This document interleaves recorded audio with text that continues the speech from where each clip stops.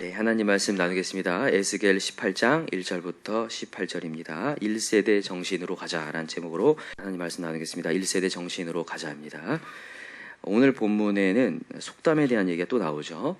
에스겔서에는 속담이 두 개가 나오는데, 하나는 하나님의 묵시가 끝났다, 하나님의 묵시는 이루어지지 않는다라고 만연해 있는 속담을 얘기했고, 오늘 본문의 속담은 뭐냐면 2절에 나오죠.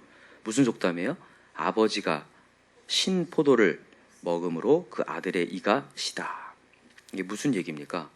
아버지의 행위인데, 아버지가 행위를 했는데 아들이 그 몫을 감당한다, 이런 뜻이에요. 그죠? 아버지가 행위를 했는데 그 아들이 그것을 누리고 있다. 이 속담이 왜 이렇게 나왔냐면, 이스라엘 가운데 특별히 남유다의 왕 중에 가장 악한 왕이 있다면 므낫세라는 왕입니다. 들어보셨나요? 므낫세 왕.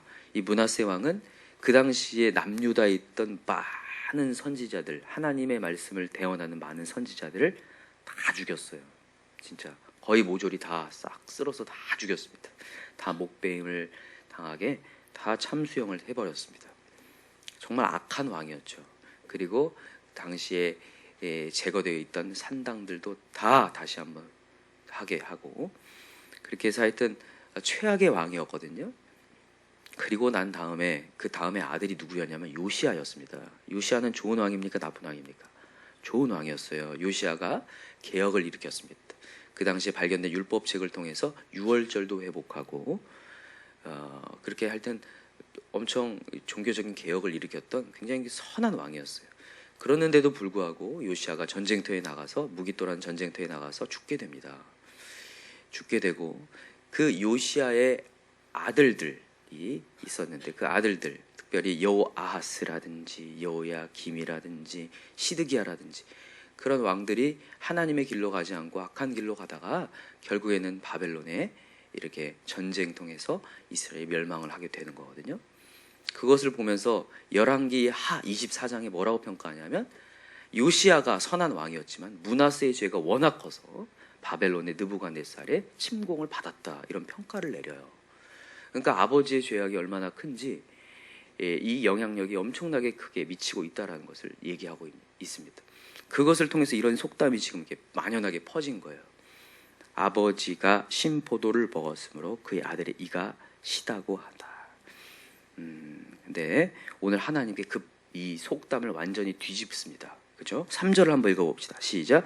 주 여호와의 말씀이니라. 내가 나의 삶을 두고 맹세하노니 너희가 이스라엘 가운데에서 다신 이 속담을 쓰지 못하게 되리라. 자, 4절. 모든 영혼이 다 내게 속한지라 아버지 영혼이 내게 속함같이 그의 아들의 영혼도 내게 속하였나니 범죄하는 그 영혼은 죽으리라. 하나님께서 지금 무슨 얘기를 하냐면, 아버지의 죄악으로 말미암아 아들이 죽는 게 아니다. 각자의 죄악이고 각자의 행위에 따라서 나는 평가할 것이다, 이렇게 얘기하는 거예요. 이게 감사한 겁니까, 안 좋은 겁니까? 감사한 거예요. 자, 보세요. 아버지가 신포도를 먹었으며 그의 아들의 이가 시다. 그게 죄의 전가, 죄의 책임이 전가되는 것을 얘기하는 거거든요. 이게 왜 무섭냐면, 첫 번째는 자기가 책임을 지지 않으려는 심성에서 나오는 거예요. 이게 자기의 잘못은 없다, 이렇게 얘기하는 거예요.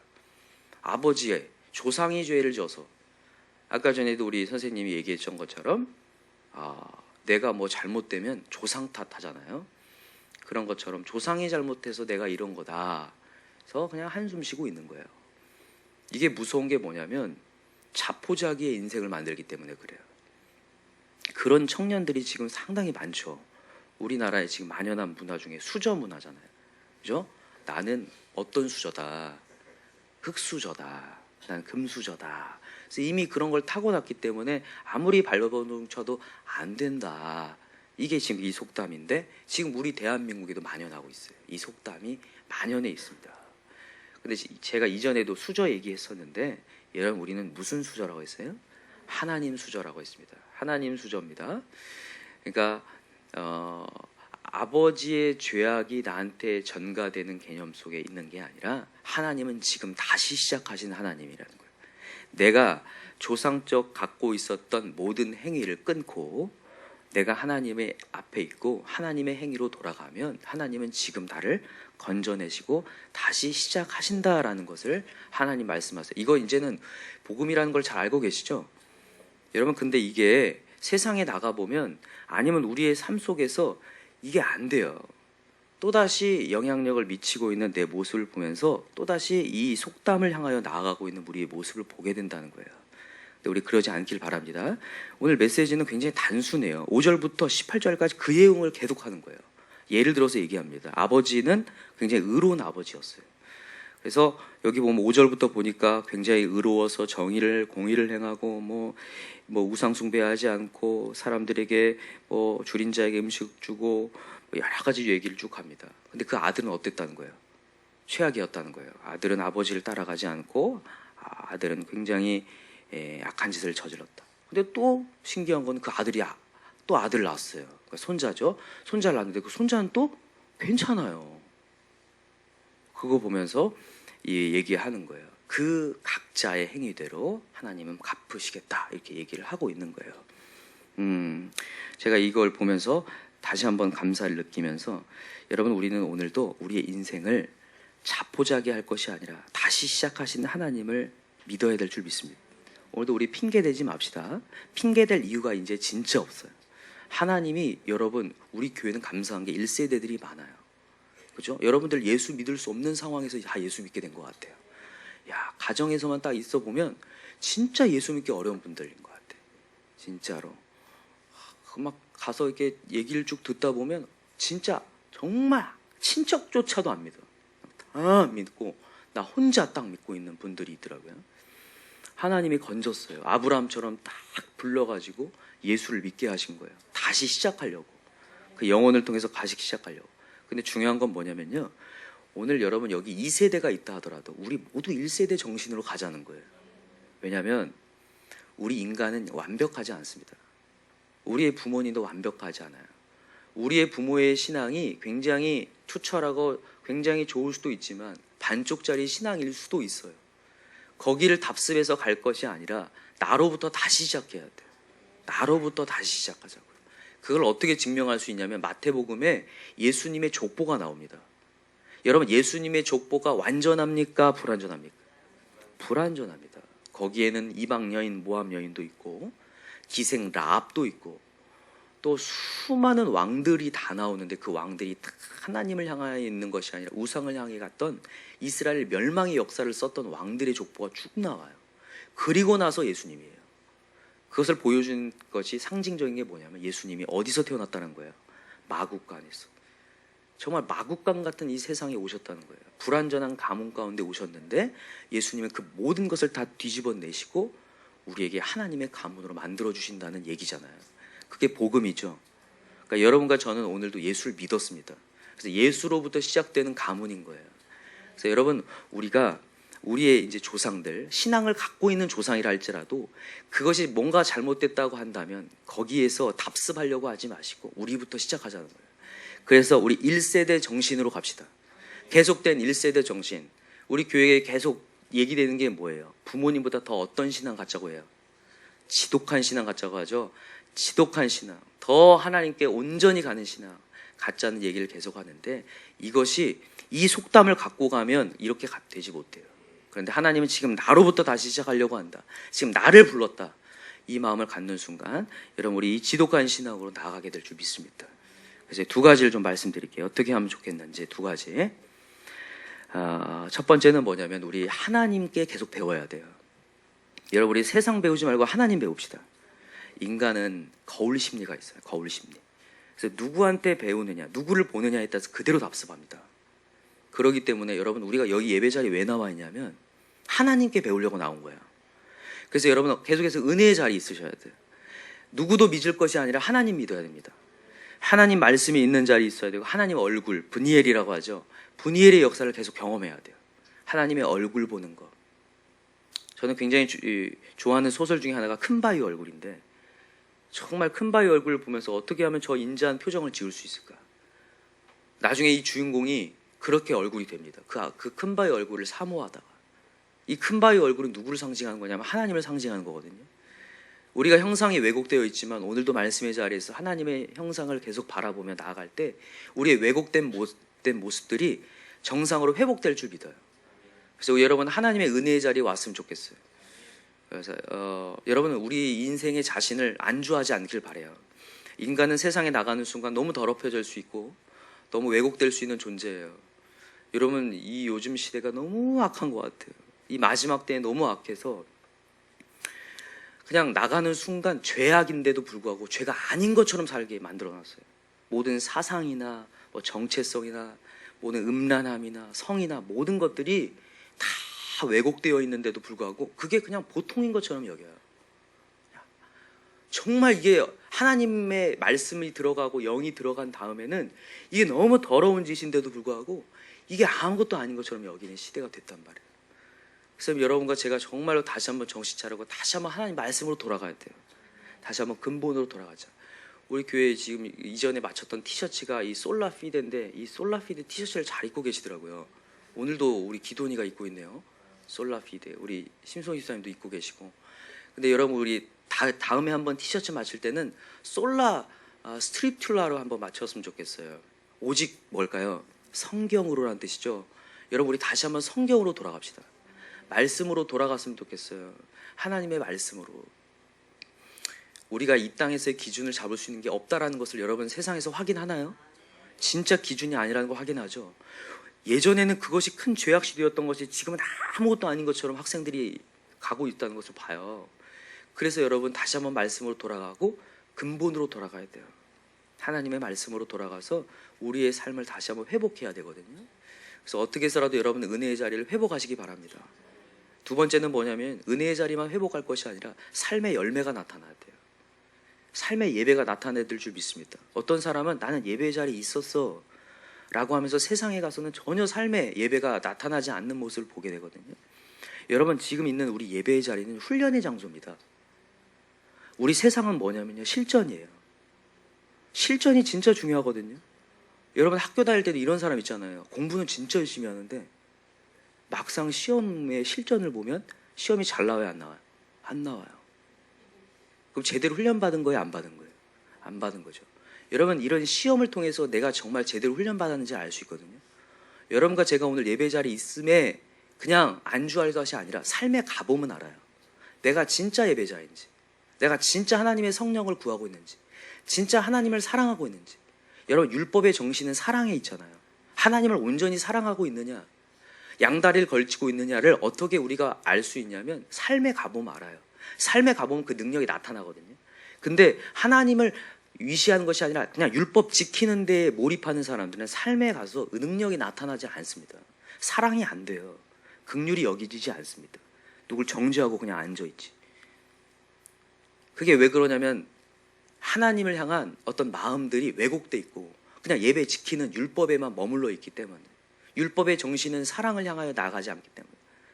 오늘도 여러분 이 자리에 나와 있는 게 지키러 나온 것이 아니라 하나님의 은혜 받으러 나오셔야 되고 정말 하나님의 능력 받으러 나오셔야 되고 부족한 사랑을 주님 앞에 받으러 나오셔야 돼요.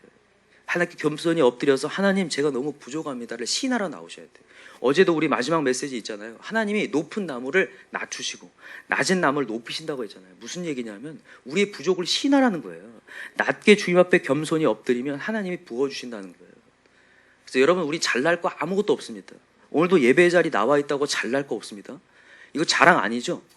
새벽 예배 나와 있다고 자랑 아니잖아요. 오늘도 우리 부족하잖아요. 이 부족한 거 주님 앞에 시인하고 하나님 저에게 다시 한번 하나님의 은혜가 필요합니다. 오늘도 내가 죄악된 세상으로 나아갈 수 있는 이런 정말 어둠의 세상으로 가고 있는데 하나님 이게 말씀의 검이 되어서 이길 수 있는 힘을 주십시오. 그래서 여러분 오늘도 예배 자리에서 그냥 머물지 않고 오늘 새 영을 받아가지고 붙들고 가시기 바라요. 찾아볼까요? 고린도후서 6장을 한번 가볼까요?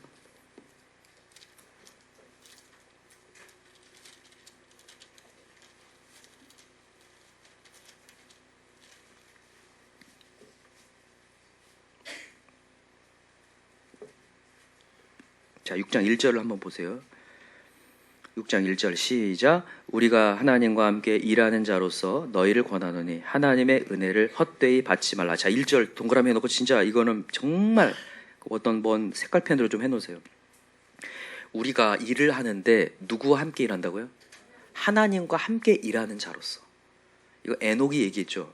에녹이 그런 삶을 살았죠. 에녹은 하나님과 뭐 했다고 돼 있어요? 동행했다고. 이게 동행이거든요. 여러분, 예배 자리에서만 하나님을 만나지 마세요. 직장에서나 학교에서나 우리의 삶의 모든 사람과의 만남의 자리에서도 하나님을 만나셔야 돼요. 그리고 하나님과 함께 일하는 자로서라는 정체성이 분명해야 돼요. 그래, 나는 하나님과 함께 일하고 있다. 지금 내가 혼자 일하는 게 아니에요. 여러분, 요즘에는 1인 사역을 많이 하잖아요. 1인 기업들도 많고 혼자서 일하는 사람들이 굉장히 많아지고 있거든요. 모든 것이 인터넷 시대니까 많은 사람이 없이 그냥 혼자 일하는데, 여러분, 우리는 하나님과 일합니다. 그래서 여러분, 더 그게 좋아진 시대인 것 같아요. 하나님과 함께 일한다는 정체성을 갖기 좋은 시대예요. 옛날에는 뭐 사람들이 많다 보니까 사람에 휩싸여서 하나님이 없어지는데, 지금 하나님을 만날 수 있는 좋은 기회라고 생각해요. 그래서 여러분, 하나님과 함께 일합시다. 여기 뭐 있어요? 하나님과 함께 일하는 자로서 너희를 권하노니 하나님의 은혜를 헛되이 받지 말라. 오늘도 하나님이 함께 하신다는 것을 잊어버리지 말라는 거예요. 자, 2절.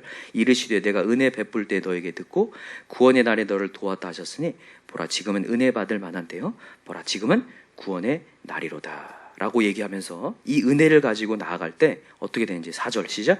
오직 모든 일에 하나님의 일꾼으로 자천하여 많이 견디는 것과 환난과 공핍과 고난과 매맞음과 갇힘과 난동과 수고로움과 자지 못함과 먹지 못함 가운데서도 깨끗함과 지식과 오래 참음과 자비함과 성령의 감화와 거짓이 없는 사랑과 진리의 말씀과 하나님의 능력으로 의의 무기를 좌우해 가지고 영광과 욕됨으로 그랬으며 악한 이름과 아름다운 이름으로 그랬느니라. 우리는 속이는 자 같으나 참되고 무명한 자 같으나 유명한 자요 죽은 자 같으나 보라 우리가 살아있고 징계를 받은 자 같으나 죽임을 당하지 아니하고 근심하는 자 같으나 항상 기뻐하고 가난한 자 같으나 많은 사람을 부유하게 하고 아무것도 없는 자 같으나 모든 것을 가진 자로다. 아멘. 여러분, 하나님과 함께하면 모든 것을 가진 자로다. 세상의 사람들과 똑같아 보이고 근심하는 것 같고 무너진 것 같고 없는 것 같고 죽은 자 같으냐, 다 반전이라는 거예요. 누가 계셔서? 하나님 계셔서. 우리가 실력이 좋아서 아닙니다. 사람들이 착각을 해요. 내가 실력이 좋아져가지고 이렇게 됐다고 생각하는데 아닙니다. 하나님이 없으면 이게 모두 그냥 세상과 똑같이 가는 거고, 하나님이 계시면 이게 다 반전이 이루어진다는 거예요. 모든 것은 가진 자로다가 된다는 거예요. 왜냐하면 하나님은 다 가지신 전부이기 때문에. 그래서 여러분과 제가 오늘도 하나님을 놓치지 않고 하나님이 공급하시는 힘으로 오늘도 살아가셨으면 좋겠고, 우리 예배의 자리에 있으면 하나님 만날 게 아니라 하나님과 우리 손잡고 동행합시다. 주와 같이 길 가는 것 즐거운 일 아닌가 믿습니까? 오늘 주와 같이 길 가시고 어디에서나 주님께 기도하시고, 오늘도 불가능하다고 여기지 마세요. 내 삶의 죄악 때문에 나는 이 죄악을 끊을 수 없다고 불가능하다고 여기지 마시고 하나님이 함께 하시면 됩니다. 여러분, 인간의 힘으로 죄는 끊을 수 없어요. 만약에 끊다 하더라도 자기 의가 들어와서 그건 교만으로 더 큰 죄악을 저지르게 됩니다.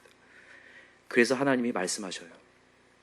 우리 힘으로 끊지 말고 하나님의 영으로 끊자. 하나님 은혜 받아 끊자. 하나님과 함께 동행하는 정체성 잊어버리지 말고 하나님이 함께 하신 걸 경험하자. 그때의 죄가 끊어지는 것을 경험할 줄 믿습니다. 저는 우리 하나님 놓치지 말고 하나님 저와 함께하여 주옵소서, 동행하여 주옵소서. 오늘도 기도할 수 있는 저와 여러분들이 간절히 기도합니다. 기도합시다. 이 시간에 간절히 기도할 때 하나님께서 우리에게 이전의 죄악을 생각지 않으시고 우리의 가문의 죄악을 생각지 않으시고 원래 1세대 정신으로 우리에게 다시 한번 새 영을 부어주신 줄 믿습니다. 우리가 이제는 과거를 탓할 게 아니라 우리가 흑수저라고, 내 인생은 왜 이러냐고, 나는 외모가 왜 이렇게 생겼냐고, 내 마음은 왜 이러냐고, 이런 것에 핑계댈 것이 아니라 하나님 오늘도 새 영이 부어지면 모든 것을 가진 자가 될 줄 믿습니다. 다른 거 핑계대지 않고 하나님을 소유할 수 있게 해달라고 우리 간절히 기도하시고, 그 영향력을 우리의 자녀들에게 미칠 수 있는 뒷모습 보여지게 해달라고 이 시간에 우리 주여 삼창 간절히 부르고 기도합시다. 주여 주여 주여. 하나님 아버지,